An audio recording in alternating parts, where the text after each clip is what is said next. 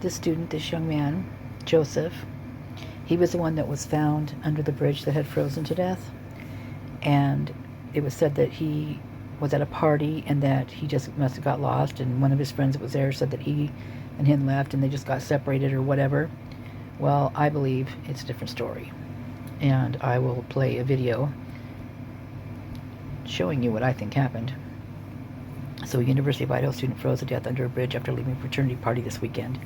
Moscow police found the body of Joseph Wiederrick, 18, of Hailey, Idaho, under the Paradise Creek Bridge about 4 p.m. Monday, according to Moscow Police Chief David Duke.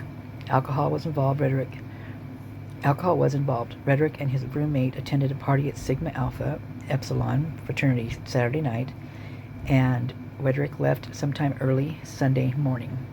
Police believe he became disoriented and entered someone's home just about 3 a.m. on Sunday, believing he was at the fraternity, which was actually about 2 miles north. The resident asked him if he was all right, and he said he was, and he was going home. Then around 4 a.m. he knocked on the door of a second resident. Duke said the person that answered the door later told police Wiederrick was in a state of disarray, and he asked Wiederrick to leave because he felt threatened.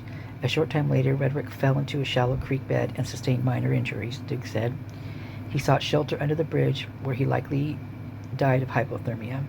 His roommate called police upon waking up Sunday afternoon and discovering Wiederrick had returned to his dorm room in Theopolis Tower.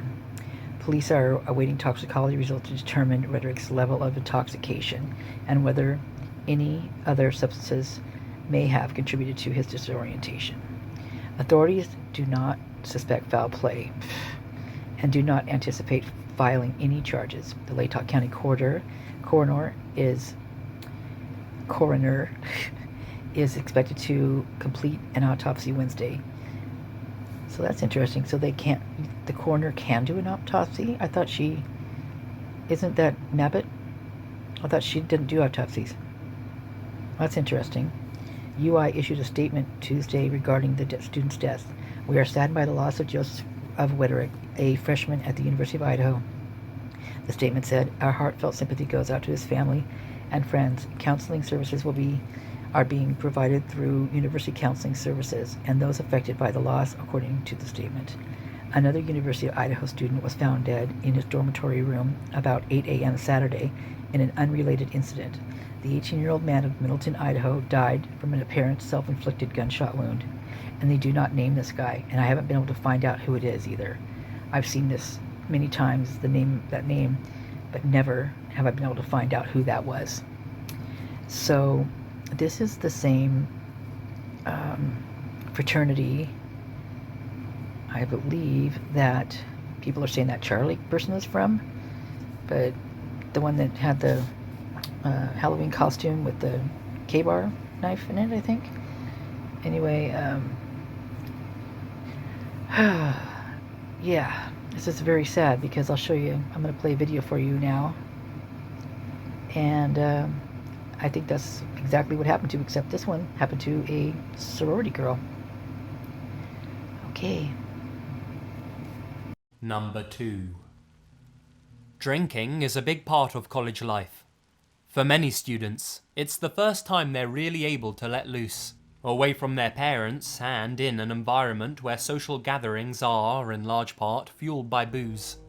It's no wonder that alcohol is incorporated into many initiations.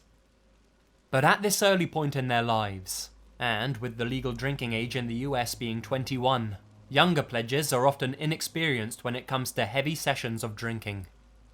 In an article she wrote for the Huffington Post, Ravital, a 2009 Dartmouth graduate, exposed exactly what happened to her during her sophomore year as a Kappa Kappa Gamma pledge.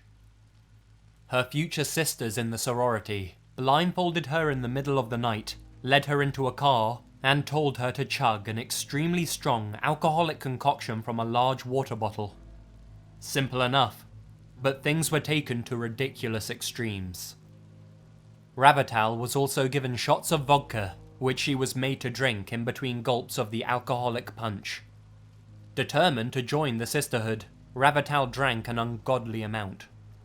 She was then forced out of the vehicle, at which point her memory of the night completely disappears. She awoke in the intensive care unit of Dartmouth Hitchcock Medical Center with a .399 blood alcohol content. A .4 blood alcohol content level is almost always fatal, resulting in a coma swiftly followed by brain death. In Ravitaal's own words, "I was literally one sip of alcohol away from dying."